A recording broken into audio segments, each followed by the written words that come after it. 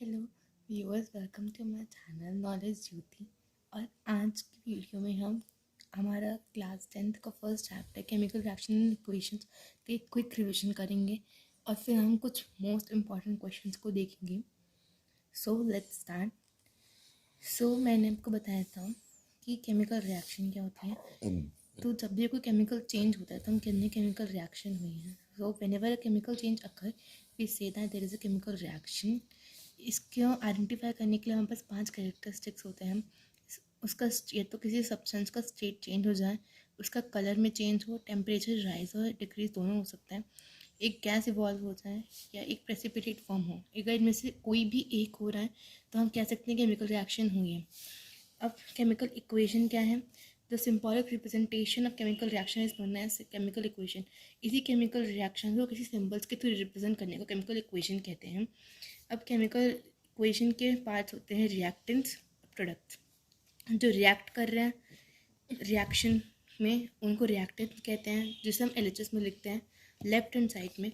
और जो हमें रिएक्शन के बाद प्रोडक्ट्स मिलते हैं उनको हम राइट हैंड साइड में लिखते हैं। और अगर दो रिएक्टेंट या फिर ज़्यादा है तो हम उनको प्लस साइंस बीच में लगा के लिखते जाते हैं। और इधर भी सेम ही है, ऐसे ही यहाँ पे भी होता है। और हम इनके बीच में रिएक्टेंट और प्रोडक्ट के बीच में एक एरो पॉइंटिंग टुवर्ड्स प्रोडक्ट लगाते हैं ताकि हमें दिखे रिएक्शन का डायरेक्शन। ये एरो हमें रिएक्शन का डायरेक्शन शो करता है।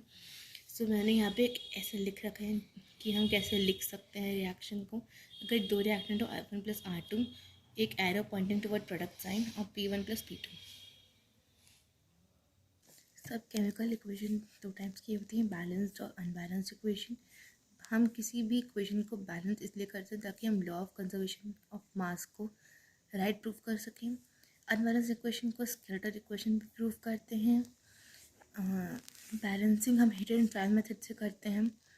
बैलेंस इक्वेशन का मतलब कि रिएक्टेंट का सम ऑफ मास, अब इस मतलब किसी रिएक्टेंट और प्रोडक्ट के साइड में किसी भी एक पर्टिकुलर एलिमेंट की इक्वल नंबर ऑफ एटम्स होने चाहिए। So this means balancing. Law of conservation of mass आपको पता होगा, sum of mass of reactants equal to sum of mass of products. अब हिट एंड ट्रायल मेथड से हम balancing करते हैं।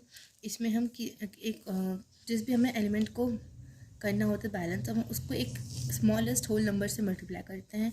एग्जांपल देख लीजिए, इक्वेशन हमारे पास पहले थी N2 + H2। मैं यहाँ पे लिख देती हूँ N2 + H2 गिव्स NH3। अब यहाँ मैंने देखा था कि यहाँ पे N के 2 हैं, यहाँ पे एक ही है, H के भी 2 हैं और यहाँ पे H के 3 हैं एटम्स हैं।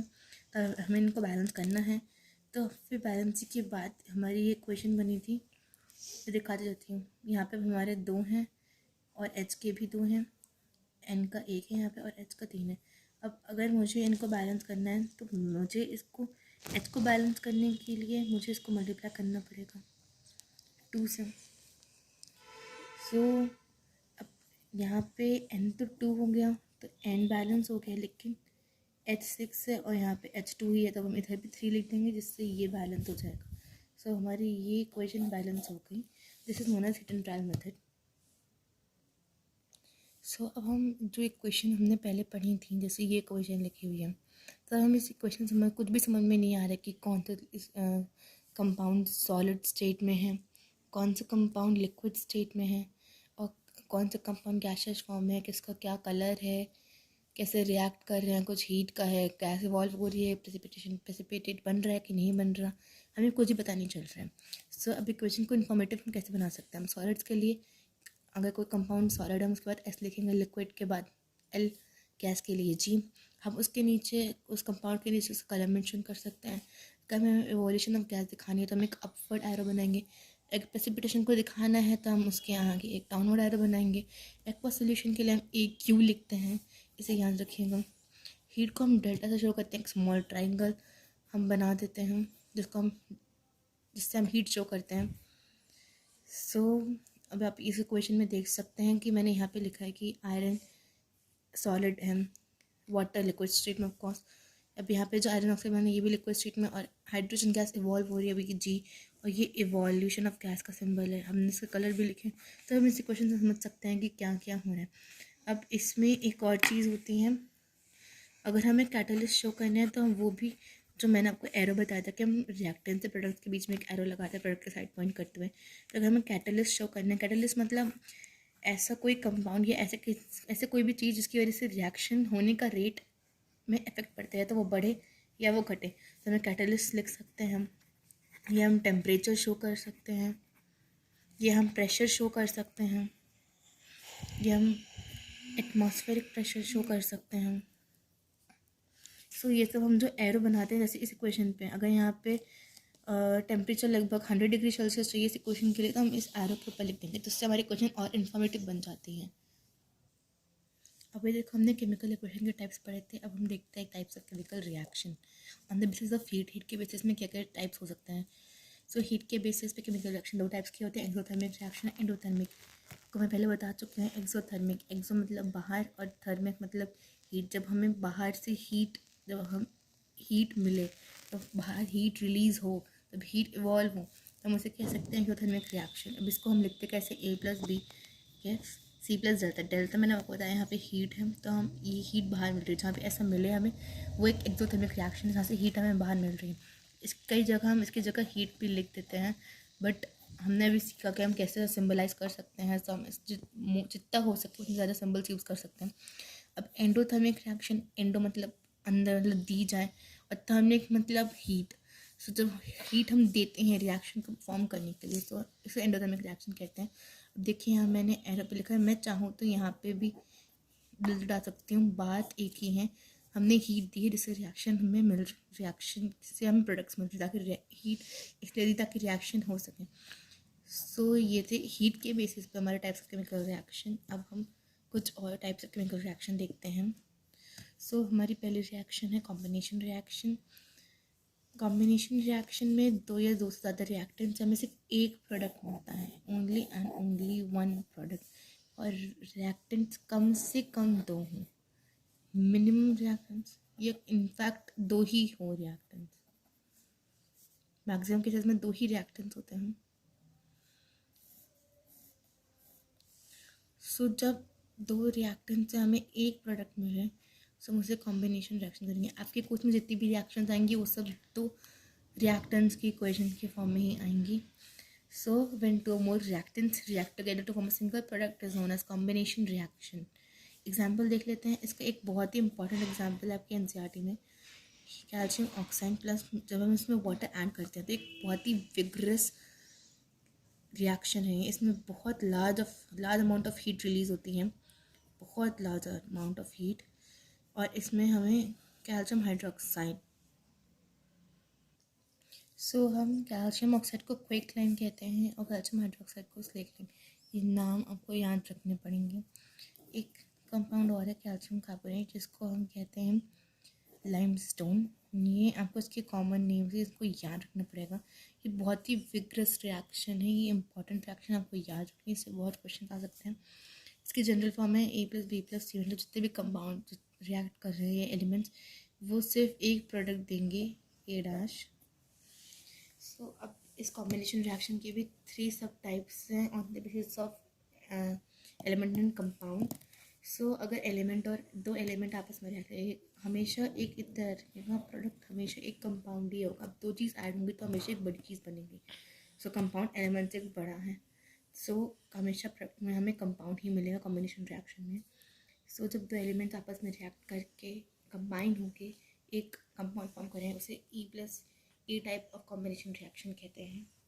एक एग्जांपल देख सकते हैं हम, हाइड्रोजन गैस और ऑक्सीजन गैस जब मिलते हैं तो हमें वाटर मिलता है। अब इनकी आपको एक एग्जांपल याद रखने पड़ेंगे, ये एग्जांपल्स आपको याद रखने पड़ेंगे। और C+C टाइम है दूसरा, जब दो कंपाउंड आपस में कंबाइन होके एक प्रोडक्ट, एक कंपाउंड हमें दें। सो ये वो रिएक्शन है जो मैंने आपको बताया, अभी इसमें हीट भी लिख देते हैं। थर्ड इज जब एक कंपाउंड और एक एलिमेंट रिएक्ट करें, सो हमें कंपाउंड ही मिलेगा ऑफकोर्स। इसके एग्जांपल देख लेते हैं। जब हमें सल्फर डाइऑक्साइड प्लस ऑक्सीजन करेंगे तो हमें सल्फेट मिलेगा रिजल्ट। सो हमारी दूसरी टाइप ऑफ रिएक्शन है डिकम्पोजिशन रिएक्शन। जब एक सिंगल रिएक्टेंट दो या उससे ज़्यादा प्रोडक्ट्स में टूट जाता है तो उसे डिकम्पोजिशन रिएक्शन कहते हैं। ऑफ कोर्स दो तो होने ही चाहिए यहाँ पे। अब एक कोई कंपाउंड टूटेगा तो कम से कम दो चीज़ों से तो बना होगा जिसकी वजह से वो टूटेगा तो हमें देगा वो कंपाउंड। सो उसकी जनरल फॉर्म है ए गिव्स बी प्लस सी। अब यहाँ पे अभी ऐसे थोड़ी नहीं कि रखा हुआ है तो अपना आप टूट जाएगा, इसको हमें कुछ एनर्जी प्रोवाइड करवानी पड़ेगी। तो हम एनर्जी 3 फॉर्म से प्रोवाइड करवाते हैं। कुछ रिएक्शन में हीट होती है एनर्जी, कुछ में लाइट और कुछ में इलेक्ट्रिसिटी। जिस रिएक्शन में हम हीट की वजह से किसी कंपाउंड को ब्रेक करते हैं उसको कहते हैं थर्मल डिकम्पोजिशन रिएक्शन। थर्मल मतलब हीट एनर्जी। अब लाइट जिसमें हो उसे फोटोलाइसिस कहते हैं। फोटो मतलब लाइट, लाइसिस मतलब टूटना। इलेक्ट्रिसिटी में जब हो तो इलेक्ट्रोलाइसिस, मतलब इलेक्ट्रो मतलब इलेक्ट्रिसिटी से और लाइसिस मतलब टूटना। सो ये आपको नाम याद रखने पड़ेंगे। अब हम पहले देखते हैं इसका सब टाइप थर्मल डिकम्पोजिशन। इसमें हीट हम देते हैं, सब हमने पढ़ा था जब हम हीट देते हैं तो वो कौन सी रिएक्शन होती है, एंडोथर्मिक रिएक्शन। सो ये ऑलवेज एक एंडोथर्मिक रिएक्शन होगी। अब इसमें आपको कुछ पॉइंट्स याद रखने पड़ेंगे। अगर हम एक मेटल कार्बोनेट को हीट करेंगे तो हमें मेटल ऑक्साइड, उसी मेटल का एक ऑक्साइड और हमें कार्बन डाइऑक्साइड रिलीज होगी। एग्जाम्पल देखते हैं। जब हम मैग्नीशियम कार्बोनेट को हीट करेंगे तो हमें मैग्नीशियम ऑक्साइड और कार्बन डाइऑक्साइड मिलेगी। अब सेकेंड इज जब हम एक मेटल हाइड्रोजन कार्बोनेट को बर्न करेंगे, मेटल हाइड्रोजन कार्बोनेट को बाइकार्बोनेट भी कहते हैं। सो हम इसको हीट अप करेंगे तो हमें metal oxide, water plus carbon dioxide. अब मैंने वाटर के आगे एरो इसलिए लगाए हैं क्योंकि ये वेपर्स की फॉर्म में मिलेगा। ऑफकोर्स जब हम हीट करेंगे तो ये स्टीम की फॉर्म में होगा, नॉट इन लिक्विड स्टेट, ये स्टीम ही होगा। सो हमारे थर्ड पॉइंट इज, पहले एग्जाम्पल देख सकते हैं। जब हम जिंक बाइकार्बोनेट को हीट अप करेंगे तो हमें जिंक ऑक्साइड मिलेगा, वाटर और कार्बन डाइऑक्साइड।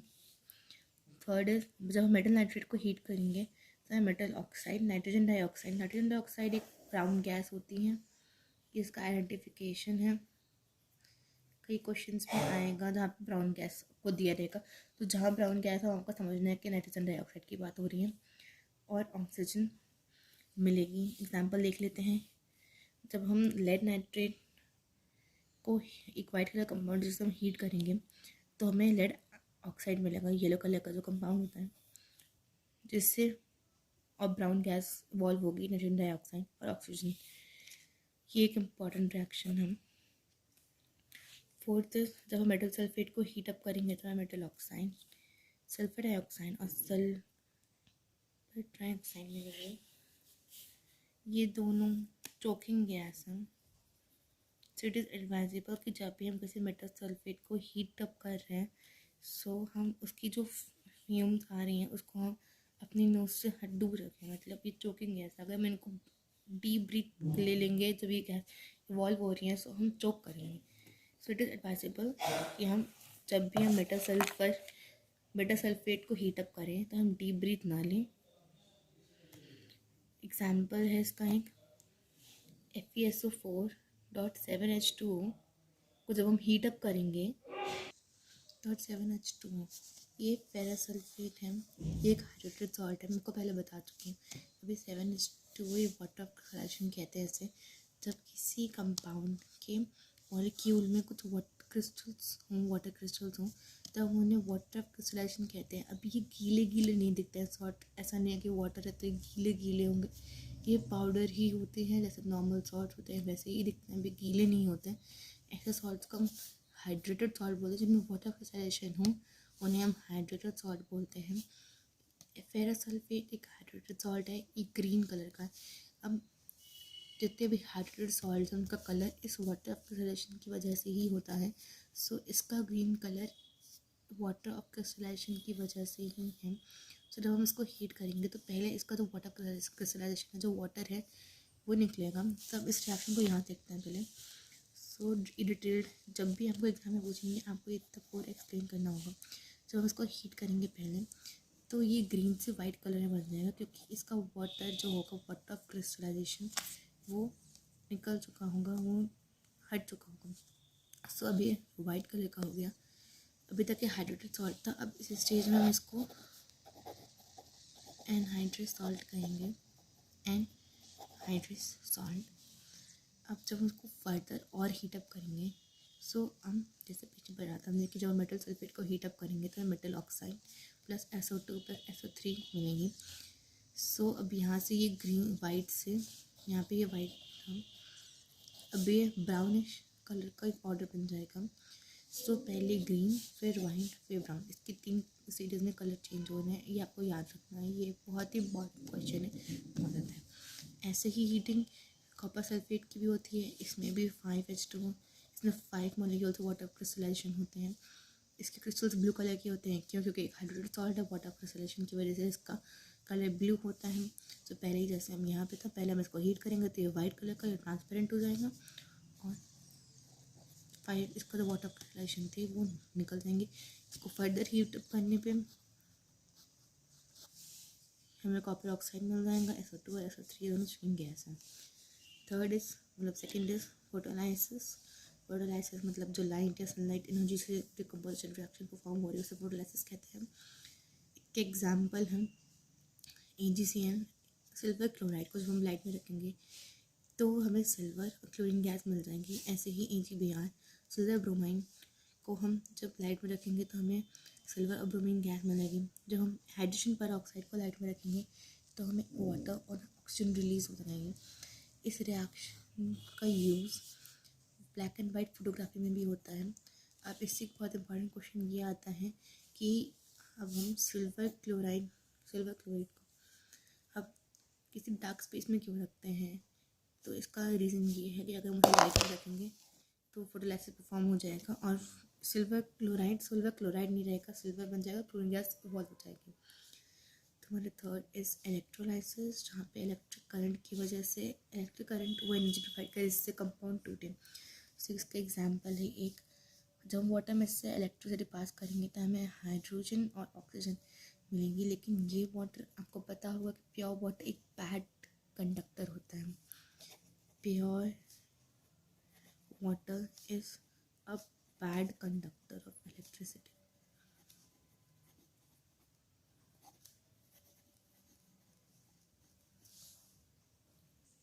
सो अब इस वाटर को इम्प्योर बनाने के लिए हम इसमें एसिड की कुछ ड्रॉप्स डालेंगे, तो ये एसिडिफाइड वाटर है।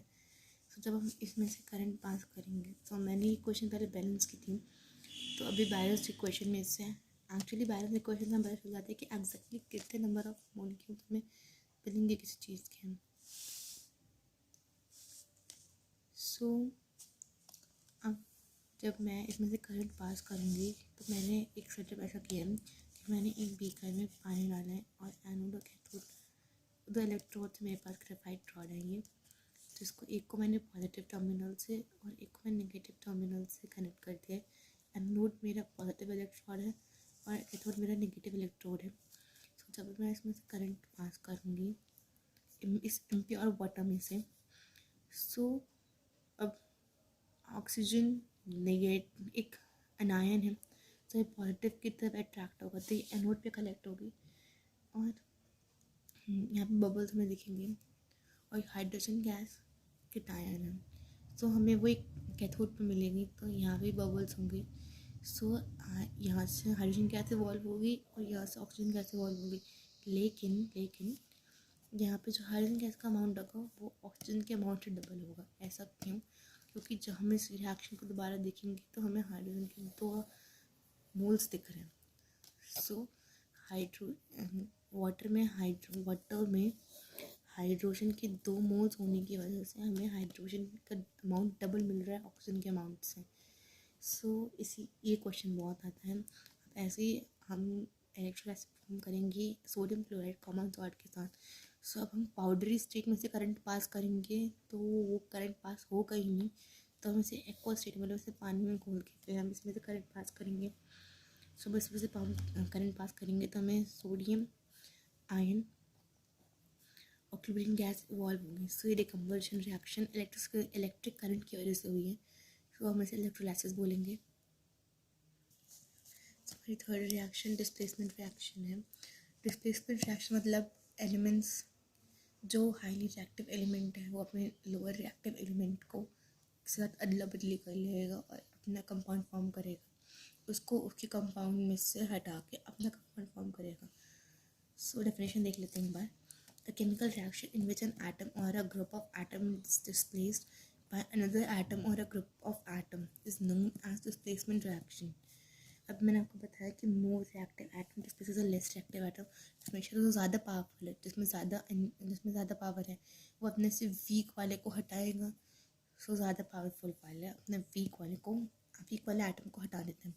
More reactive atom displaces a less reactive atom. इसका जनरल फॉर्म है A+BC से हमें मिल जाएगा. अब ए यहाँ पे एक मोर रिएक्टिव एटम है, तभी ये रिएक्शन अकर होगी.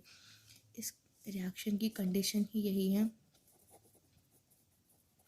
कि जिस एलिमेंट को डिस्प्लेस करना है, जो एलिमेंट डिस्प्लेस कर रहा है उससे मोर रिएक्टिव होना है. जो डिस्प्लेस होने को है, जो डिस्प्लेस होगा,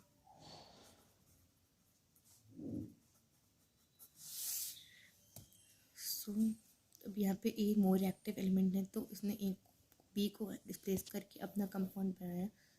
सो अब हम इसकी दो सब टाइप्स देखेंगे. मेटल और मेटल के बीच में डिस्प्लेसमेंट रिएक्शन. सो अगर ए ज़्यादा रिएक्टिव मेटल है बी से, तो displacement reaction of metal by metal perform होगी. इसकी एग्जांपल देख लेते हैं. Fe+CuSO4 gives FeSO4 plus Cu. अब यहाँ पे ये सॉलिड और इसका सॉल्यूशन है, ये लिक्विड से मिलेगा हमें इसका सॉल्यूशन, और ये सॉलिड. अब हम एक्चुअली जब हम इसमें कॉपर सल्फेट की ब्लू सॉल्यूशन में हम ग्रे कलर के आयरन नील डालेंगे. सो कुछ टाइम के बाद धीरे वो सॉल्यूशन ग्रीन टर्न होने लगे, क्योंकि वो धीरे फेरस सल्फेट बन रहा है, क्योंकि आयरन कॉपर से ज़्यादा रिएक्टिव है. और हमें जो आयरन नील है उसके ऊपर ब्राउन कलर की कोटिंग मिलेगी, जो कि वहाँ पे कॉपर डिपॉजिट हो जाएगा. सो इसकी दूसरी रिएक्शन भी है. जिंक को हम जब कॉपर सल्फेट के सोल्यूशन में डालेंगे, ब्लू सोल्यूशन में, तो वो कलरलेस हो जाएगा और हमें कॉपर मिल जाएगा. सो इसकी दूसरा सब type is displacement of non metal by non metal. अब अगर ए ज़्यादा रिएक्टिव नॉन मेटल बी से, तभी ये रिएक्शन परफॉर्म होगी. इसके एग्जांपल है. आपको इतना याद रखना है कि chlorine is the most reactive non-metal among fluorine, bromine, iodine. आपको इतना याद रखना है. आपके कोर्स में भी इतना ही है. सो जब मैं सोडियम ब्रोमाइन में क्लोरीन डालूँगी, सो मुझे NaCl मिलेगा plus bromine gas. NaCl common salt plus bromine gas. अब हमारी fourth reaction is double displacement reaction. Double displacement नाम से लग रहा है कि दो बार अदला बदली हो रही है. सो इसलिए डबल डिस्प्लेसमेंट रिएक्शन का दूसरा नाम प्रेसिपिटेशन रिएक्शन भी होता है. ऐसा क्यों, आपको थोड़ी देर बाद बताऊँगी. सो इसमें मैंने आपको जैसे पहली बार कहा कि दो बार अदला बदली हो जाती है. सो इसमें दो कंपाउंड आपस में इंटरचेंज कर लेते हैं अपने एलिमेंट्स और नया कंपाउंड फॉर्म करते हैं. So a reaction in which reactants exchange the ions to form a new compound is known as double displacement reaction. इसकी जनरल फॉर्म होती है AB+CD. अब इतना याद रखिएगा कि AD के साथ करेगा, ये जनरल फॉर्म को याद रखनी, AD+CB. अब एक AD एक प्रेसिपिटेट होगा अगर इसमें से A या C में से अगर A लोअर रिएक्टिव मेटल है, अगर कंपेयर टू C A एक लोअर रिएक्टिव मेटल है, सो AD एक प्रेसिपिटेट होगा. एग्जांपल देख लेते हैं हम. Sodium sulphate. अच्छा, इसमें दोनों ही चीज़ें, दोनों कंपाउंड जो रिएक्ट करेंगे उनको एक्वस स्टेट में होना ज़रूरी है, क्योंकि हम लिक्विड में ही इनको मिक्स कर सकेंगे, इनका मिक्सचर बना सकेंगे इनका. यह प्रेसिपिटेट बनता है, इसीलिए इस रिएक्शन को हम प्रेसिपिटेशन रिएक्शन कहते हैं. प्रेसिपिटेट एक इनसोल्यूबल सब्सटेंस होता है जो कि नीचे बीकर या जिसमें भी हम रिएक्शन परफॉर्म कर रहे हो तो नीचे कलेक्ट हो जाएगा बेस पे. तो एक इनसोल्यूबल सब्सटेंस होता है. सो आपको ये वाली रिएक्शन इंपॉर्टेंट है। तो हम इसमें सोडियम सल्फेट में बेरियम क्लोराइड मिक्स करेंगे तो हमें बेरियम सल्फेट के वाइट प्रेसिपिटेट मिलेगा और सोडियम क्लोराइड का सोल्यूशन। ये तीनों रिएक्शन ही एक्चुअली इम्पोर्टेंट है। जब हम लेड नाइट्रेट में पोटेशियम आयोडाइन का सोल्यूशन डालेंगे तो हमें येलो कलर का प्रेसिपिटेट मिलेगा, येलो प्रेसिपिटेट और KNO3। जब हम सोडियम क्लोराइड में सिल्वर नाइट्रेट डालेंगे तो हमें सिल्वर क्लोराइड का एक वाइट प्रेसिपिटेट, इसका भी वाइट प्रेसिपिटेट और इसका भी white precipitate plus sodium nitrate मिलेगा। मैंने आपको बताया precipitate is made up of lower reactant 1। सो अब यहाँ पे हमें इतना पता है कि रिएक्टिविटी आपको पता होंगी। सो हमने यहाँ पे देखा कि बेरियम जो है वो सोडियम से लोअर रिएक्टिव मेटल है। सो हमेशा बेरियम के कंपाउंड का ही प्रेसिपिटेट बनेगा, लोअर रिएक्टिव कंपाउंड का ही प्रेसिपिटेट बनेगा। इस केस में लेड एक लोअर रिएक्टिव मेटल है, सोडियम हाईली रिएक्टिव होता है। सो इसलिए लेड का प्रेसिपिटेट बन रहा है। सोडियम और सिल्वर में सिल्वर बहुत ही लीस्ट रिएक्टिव मेटल समझ लीजिए हम। सो इस केस में सिल्वर का प्रेसिपिटेट बन रहा है। अब इसी रिएक्शन का एक स्पेशल केस है कि अगर इसी केस में ये जो AB जो हमारा पहला कंपाउंड है वो एक एसिड हो और दूसरा कंपाउंड एक बेस हो तो हमें जो ये कंपाउंड मिलेगा ये एक सॉल्ट होगा और हमें वाटर मिलेगा। मतलब एग्जांपल देख लेते हैं। अगर हम कैल्शियम हाइड्रोक्साइड जो है कि एक बेस है और HCl एसिड और बेस के बारे में अगले आने वाले चैप्टर्स में अच्छे से बात करेंगे डिटेल में। बट अभी क्लियर समझ लीजिए कि कैल्शियम हाइड्रोक्साइड एक बेस है और हाइड्रोक्लोरिक एसिड एक स्ट्रॉन्ग एसिड है। तो हमें यहाँ पे एक सॉल्ट मिला और वाटर। इसकी डेफिनेशन होगी when acid reacts with base they form salt and water. This reaction is known as neutralisation reaction. So अब हमारी लास्ट रिएक्शन है रेडॉक्स रिएक्शन। उससे पहले हम दो रिएक्शन का पढ़ लेते हैं, oxidation reaction, reduction reaction. Oxidation reaction, addition of oxygen and removal of hydrogen is known as oxidation reaction. जब ऑक्सीजन ऐड हो या हाइड्रोजन रिमूव हो तो उसे ऑक्सीडेशन रिएक्शन कहते हैं। फॉर एग्जांपल जब हम मैग्नीशियम को बर्न करेंगे एयर में, जब हम ऑक्सीजन से रिएक्ट करते हैं तो हम एक टर्म यूज़ कर सकते हैं, Burns in air.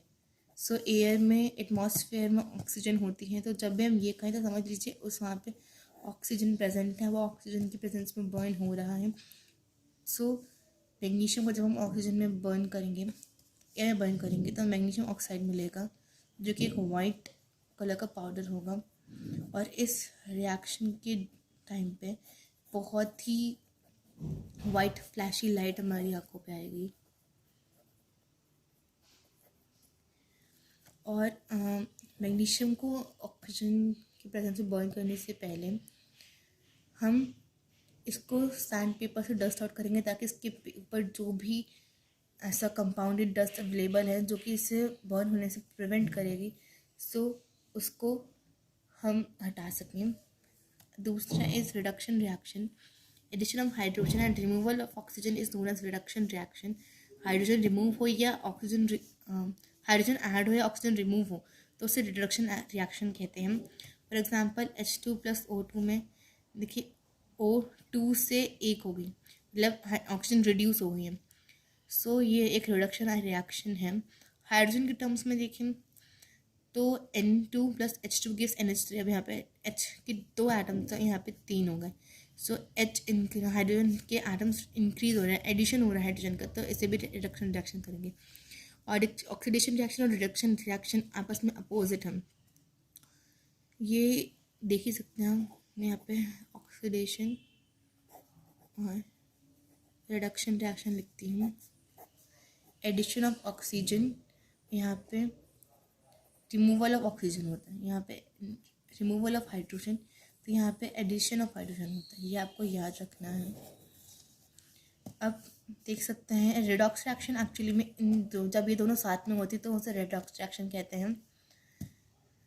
Actually most of the cases में ये साथ में ही होते हैं ऑक्सीडेशन और रिडक्शन, तो इसलिए हम रेडॉक्स रिएक्शन रेड मतलब रिडक्शन, ऑक्स मतलब ऑक्सीडेशन, तो redox reaction, a reaction in which reduction and oxidation takes place simultaneously is called redox reaction. Example, अगर हम कॉपर ऑक्साइड में हाइड्रोजन गैस डालेंगे तो हमें H2O वाटर प्लस Cu, सो अब यहाँ पे CuO बन गया है C, CuO बन गया है C, तो यहाँ पे देख Cu मतलब कॉपर ऑक्साइड में से सिर्फ कॉपर बचा, तो मतलब हम देख सकते हैं कि ऑक्सीजन रिमूव हुई है, तो यहाँ पे ये रिडक्शन हुआ और H2 में H2 बन गया वाटर, हाइड्रोजन गैस बन गई वाटर। सो अब हम कह सकते हैं कि यहाँ पे O ऐड हुई है, तो ऑक्सीडेशन, ये ऑक्सीडेशन हुई और इसका ये रिडक्शन पार्ट है। अब इसमें ही दो चीज़ें हमें बची हैं, ऑक्सीडाइजिंग एजेंट और रिड्यूसिंग एजेंट।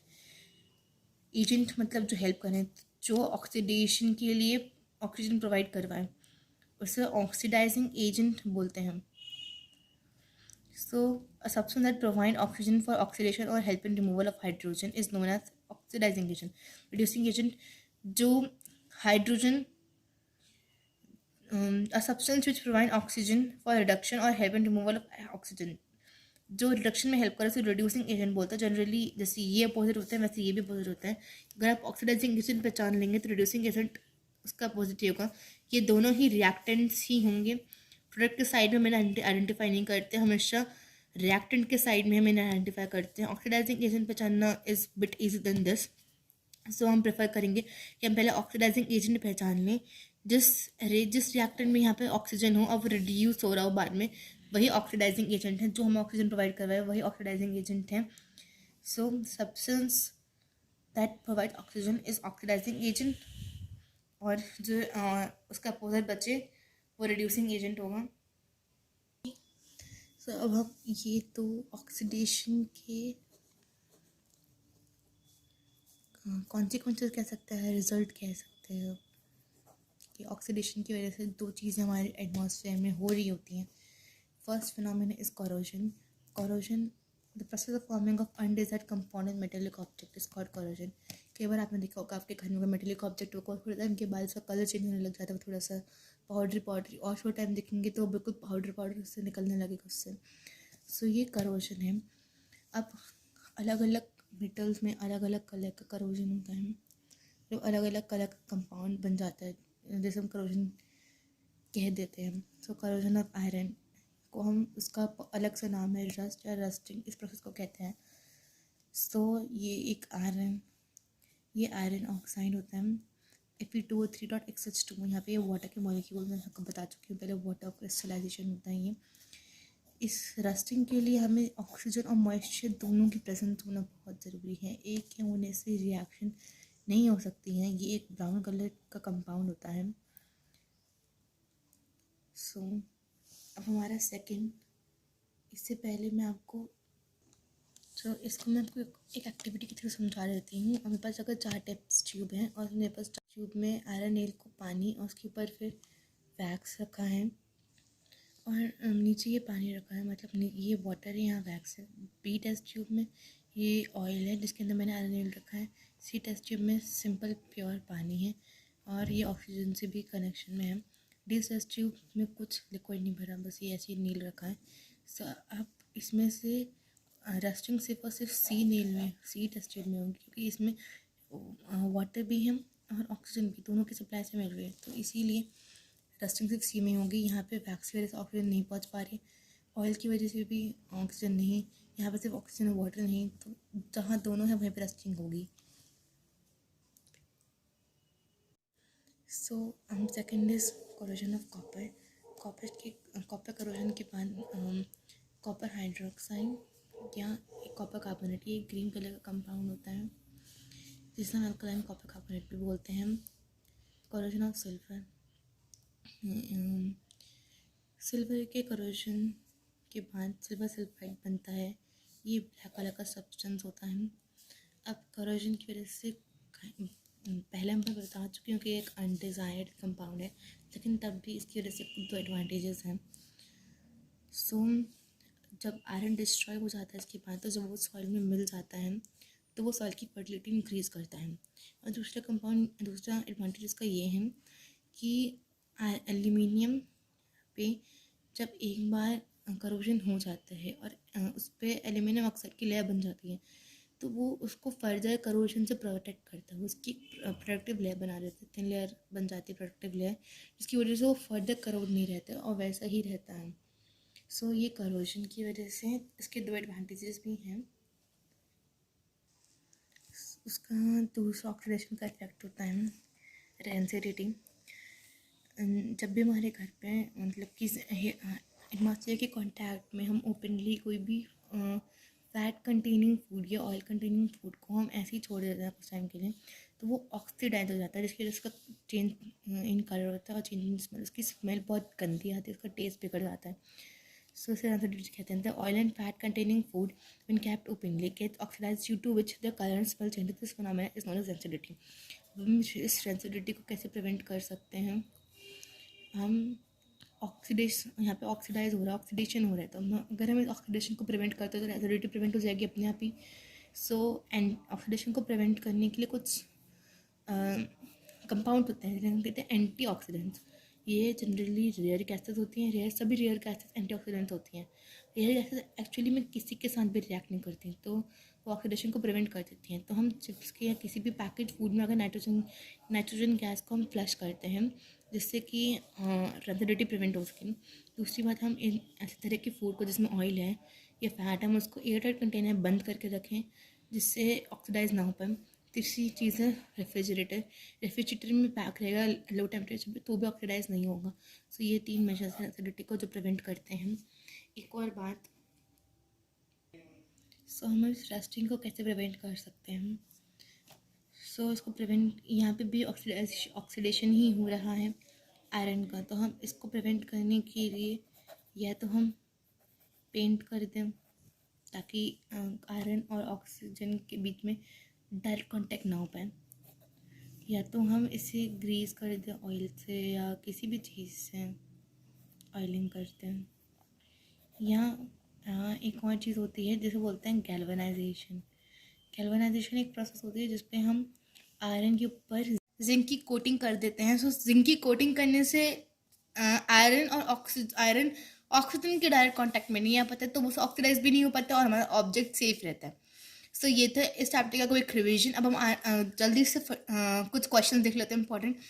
हाँ, एक इम्पॉर्टेंट बात, हमारे आने वाले वीडियोस में 1 मार्कर, 2 मार्कर, 3 मार्कर, 5 मार्कर्स के मोस्ट इम्पॉर्टेंट क्वेश्चन आने वाले हैं। सो वो बहुत आपके लिए तो बहुत ही यूज़फुल होने वाले हैं। सो उन्हें देखना मत भूलिएगा। अगर आपका चैप्टर प्रिपेयर भी है तो अगर आपका चैप्टर प्रिपेयर भी है सो आप उन्हें कर सकते हैं as a test, as a check करने के लिए कि आप कितने प्रिपेयर्ड हैं अपने बोर्ड्स के लिए। सो अब हम कुछ क्वेश्चंस देखते हैं। सो हमारा फर्स्ट क्वेश्चन है, why do we store silver chloride in dark coloured bottles? तो ये क्वेश्चन लोगों को बताया था, बहुत ही इंपॉर्टेंट है और अगर आप प्रिपेयर नहीं है तो आपसे नहीं हो पाएगा। इसका आंसर मैं आपको बहुत बार बता चुकी हूँ, क्योंकि ये फोटोलाइसिस परफॉर्म कर देता है सिल्वर क्लोराइड। मैं शॉर्ट में ही लिख रही हूँ, आप नोट्स बनाते चलिएगा साथ में ही। सो फोटोलाइसिस से जो हमारा सिल्वर क्लोराइड है, कई बार यहाँ पे यूवी भी लिख देते हैं क्योंकि सनलाइट से ही होता है, सनलाइट में यूवी रेज आती है साथ में, तो हम यूवी भी कई जगह आपको मिलेगा। सो ये फोटोलाइसिस फॉर्म करता है और ये टूट जाता है सिल्वर और क्लोरीन गैस में। सो यहाँ पे वाइट कलर सोल्यूशन से हमें ग्रे सिल्वर मिल जाता है और क्लोरीन गैस।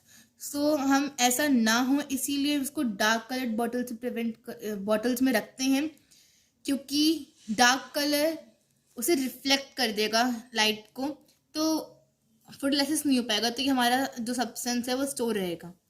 अब सेकंड क्वेश्चन है हमारा, balance the following chemical equations and identify the type of chemical reaction.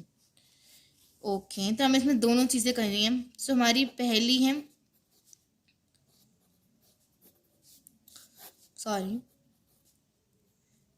मैं सिर्फ कंपाउंड्स के नाम लिख रही हूँ, पूरी इक्वेशन नहीं लिख रही हूँ। सो यहाँ पे हमें Mg भी हमारा एक है, Cl2 भी एक, Cl भी 2, Mg यहाँ पे भी एक है और Cl 2। सो ये इक्वेशन हमारी पहले से बैलेंस्ड है। ये हमारी है कॉम्बिनेशन रिएक्शन। दूसरा पार्ट देखते हैं, HgO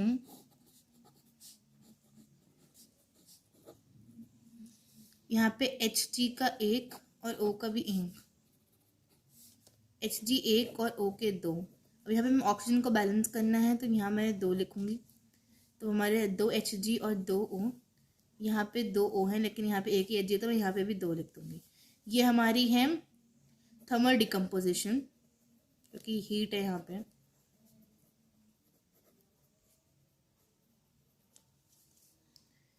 हमारी C। सो हमारी नेक्स्ट इक्वेशन है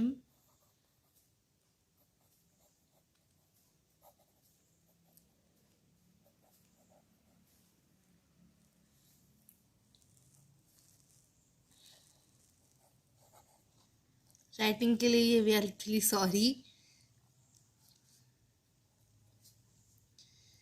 सो अब हम देखते हैं, मैंने आपको तरीका सिखाया था बैलेंसिंग का। हम कॉलम्स बना लेंगे तो हमारे लिए इजी रहेगा। 1 1 4 2 1 1। हमारा क्लोरीन अनबैलेंस्ड है, यहाँ 4 यहाँ 2। अब हम इससे मल्टीप्लाई करेंगे तो ये 2 और ये 4 और यहाँ पे भी 2, तो ये हमारी बैलेंस्ड हो गई। और ये हमारी डिस्प्लेसमेंट रिएक्शन है।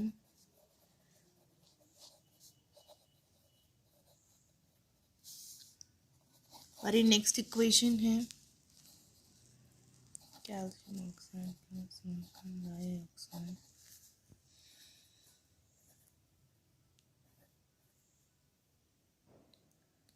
अब ये एक कॉम्बिनेशन रिएक्शन है।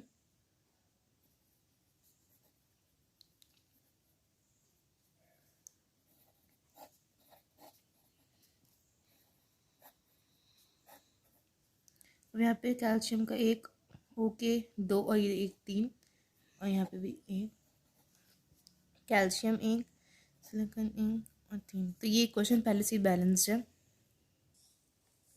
हमारी नेक्स्ट इक्वेशन है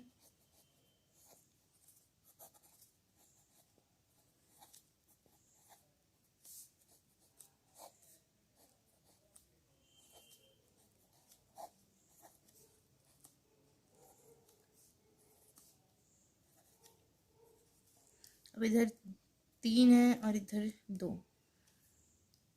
तो अब हम इसे अगर 2 से मल्टीप्लाई करते हैं हम, 2 2 ज़ा 4 + 1 5। सो अब हम इससे अगर 2 से मल्टीप्लाई कर देते हैं, सो ये 4 और ये भी 4। और अगर हम इसे भी 2 से मल्टीप्लाई कर देंगे तो ये भी 4 और ये 2 2 ज़ा 4 और ये +2।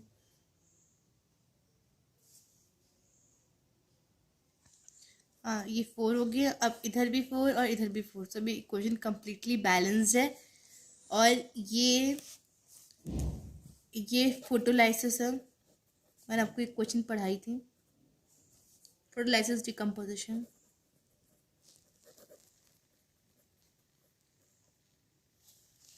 सो अब हमारा नेक्स्ट क्वेश्चन है, a magnesium ribbon is burned in oxygen to give a white compound X accompanied by emission of light. Name compound X and write the reaction. ये मैंने आपको आज ही पढ़ाया है।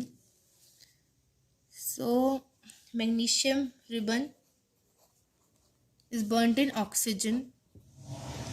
जब भी हमें कभी भी आइडेंटिफिकेशन वाले क्वेश्चन हो तो हमें लाइन बाय लाइन क्वेश्चन को फॉलो करना चाहिए, बस इनकी यही और यही ट्रिक है। और कहीं ना कहीं हमें एक लिंक मिल जाएगी जिससे हम सब कुछ फाइंड कर सकते हैं। सो आगे हम बहुत सारे आइडेंटिफिकेशन वाले क्वेश्चंस करेंगे। A magnesium ribbon is burned in oxygen to give a white compound X. So मैंने आपको बताया था वाइट कंपाउंड, पहले इस रिएक्शन से मैग्नीशियम ऑक्साइड बनेगा और यही हमारा वाइट कलर का कंपाउंड है। इसमें से मैंने आपको बताया था कि वाइट फ्लैशिंग लाइट भी होती है इस रिएक्शन के टाइम पे। अब ये है name compound x and right the reaction. Reaction हमने लिख दी और हमारा कंपाउंड ये रहा। फोर्थ क्वेश्चन, आज के क्वेश्चन इतने टफ नहीं होंगे, बट हाँ आने वाले क्वेश्चन जो हम आगे वाली वीडियो में लाएंगे वो थोड़े हो सकते हैं टफ। अ silver article generally turns black. तो मैंने आपको बताया था सिल्वर आर्टिकल ब्लैक कब होता है, जब वो करोड हो जाता है। सो मतलब अब ये सिल्वर से सिल्वर सल्फाइड बन चुका है जो कि ब्लैक होता है। Turns black when kept in the open for a few days. The article when rubbed with toothpaste again start shining. Why do silver articles turn black when kept in the open for a few days? So मैंने आपको बताया ये करोड हो जाता है, oxidise हो जाता है, करोड हो जाता है, और इस फिनोमिना को हम करोजन कहते हैं।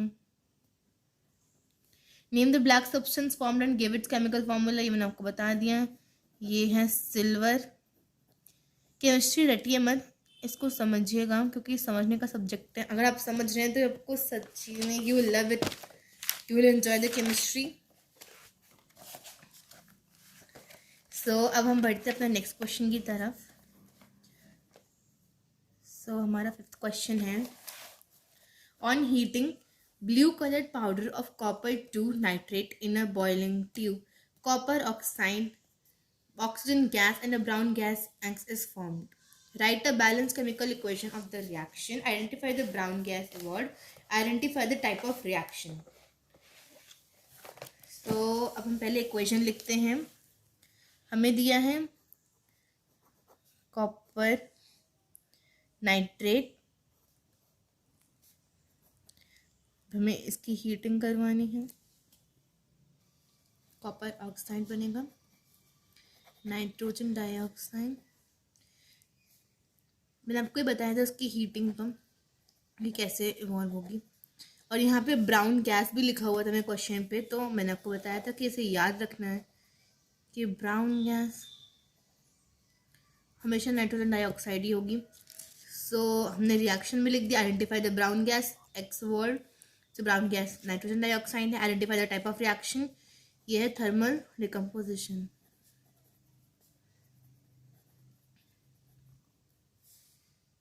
अब हम आते हैं अपने लास्ट क्वेश्चन में। आज के अगले क्वेश्चन हम बाद में करेंगे आने वाली वीडियोस में।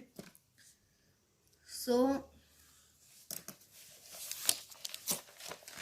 On adding a drop of barium chloride solution to an aqueous solution of sodium sulfide, white precipitate is obtained.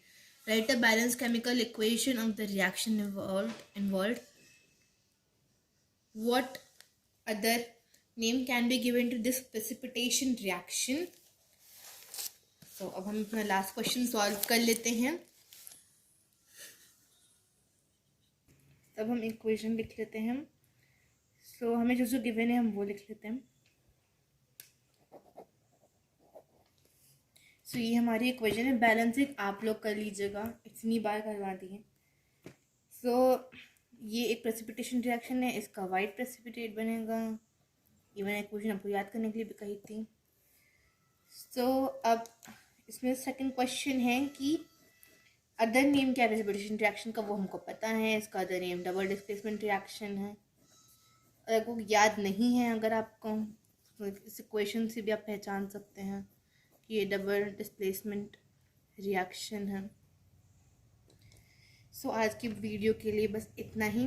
So please अगर आपको वीडियो अच्छी लगी हो, नॉलेजफुल लगी हो, सो प्लीज़ हमारे चैनल को सब्सक्राइब कीजिए और नोटिफिकेशन बेल प्रेस कीजिए। कमेंट कीजिएगा कि आपको वीडियो कैसी लगी, हमारी वीडियो को शेयर कीजिए और आने वाले वीडियोस में हमें ज्वाइन करिए। हम आपकी जर्नी में आपके साथ ही हैं। सो तब तक के लिए bye, see you soon in the next video.